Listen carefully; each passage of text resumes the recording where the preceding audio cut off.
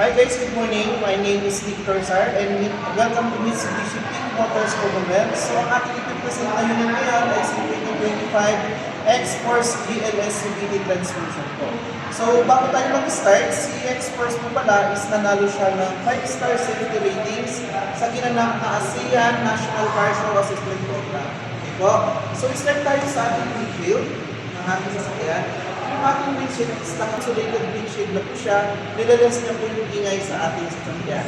O, pagdating naman po sa ating engine, naka 1.5 liters po siya, 4-in-line double overhead cam, 5-jet gasoline engine na po siya. With max power of 4.5 Newton meters at 6,000 RPM. Na pagdating naman po sa max torque natin, o patak na ating sasakyan is naka 141 Newton meter siya at 4,000 RPM. Ayan po. Equipped na rin po siya ng ABS. Yung ABS po is anti-lock braking system ng EBD. Yung EBD naman po is electronic braking force distribution po. Okay? So proceed po tayo sa ating headlights. Yung ating headlights po, pagdating po sa ating daytime running lights, and of course yung ating headlights at yung ating fog lights is equipped na rin po siya ng LED po. Yung ating front grille, and sir, kung mapapansin natin sir, medyo malaki po yung honeycomb design natin dyan. So ang advantage po niyan, mabilis po pumasok yung flow ng hangin para mabilis po lumamig yung makina ng ating sasakyan. Okay po? So proceed po tayo sir sa ating gulong. Yung gulong natin sir is naka 18-inch two-tone alloy na po yan with front brakes, naka MacPherson strut coil spring with stabilizer bar na po siya. At yung sa likod naman po sir is naka 14 din po yung suspension natin. Gulong natin yan. Ito po. So pagdating sa ating X-Force po pala, naka-keyless operating system na po siya using our transmitter. Pindutin lang po natin yung ating button, mabubuksan na po natin siya. At yung ating side mirror, yung ating turning signal, naka-LED na rin po siya. Okay, pusin tayo sa loob. Okay, so meron tayo ditong adjustment para sa ating side mirror, ayan. And of course, lock and unlock para po sa ating pintuan ng ating sasakyan. Okay? So pagdating dito sa pinakaloob natin, yung ating upuan is naka 6-way adjustment na po yan with black and gray fabric na po yung design niya. So yung ano natin, additional safety po ng ating driver, we have 3-point ELR na seat belt po. Yan. Okay? Dito naman po sa ating steering wheel, yan. Telescopic na rin po. And of course, 3-spoke leather wrap na rin po siya. So we have button, ito po is para po sa ating audio, and of course yung answer call and drop calls po natin sa dito sa button na to. So magagamit natin yan during long drive. Okay? So yung ating motor clusters, naka-colored na rin po yan, and of course yung ating smartphone display audio, yung size po niyan is naka 12.3. Naka Apple CarPlay na po yan, Android Auto and Bluetooth connectivity na din po. Okay? So pagdating dito sa ating X-Force, naka push start na po siya. Ayan po.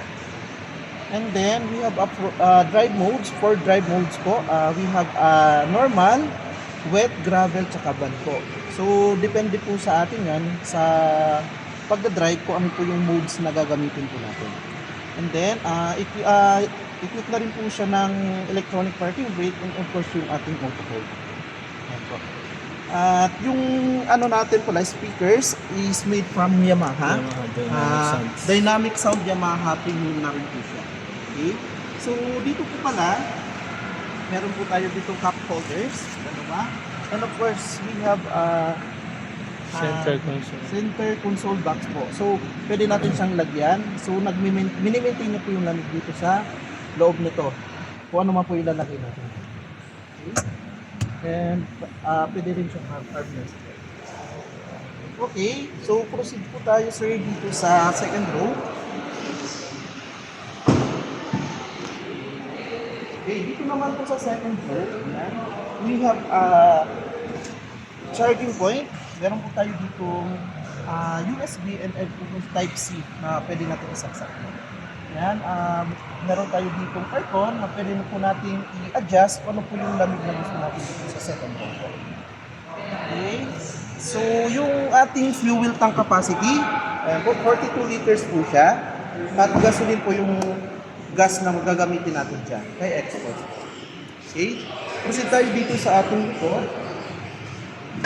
Check tayo na rin siya, yung ating stop lights and of course yung ating tail lights, equipped na po siya ng LED.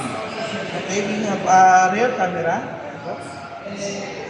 Yung camera dyan sa likod. So, kay GT po pala, ang pagkakaiba nila ni GT, si GT po pag kick motion na po siya. Yan.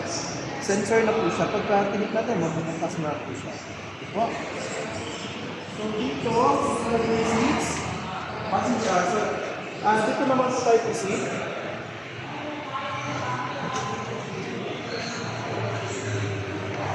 So, dito po, sa area na to, we have glove box. Ayan po. So, pwede po natin yan lagyan ng documents, papers, at yung size pala niya is A4 size po. And we have additional trays. Ayan po. Pwede po natin siyang lagyan ng anything else na kakasya po dito. Okay guys, yun lamang po. Good morning. Ini-invite ko po pala kayo guys na pumunta dito sa aming dealer, which is dito po sa Mitsubishi Big Motors Comaret. We have a test drive po from 8 o'clock to 4 o'clock p.m. So, visit lang kayo sir and ma'am para sa additional discount po na makuha. Yun lamang po and good morning. My name is Victor sir. Good morning and happy sailing. Thank you.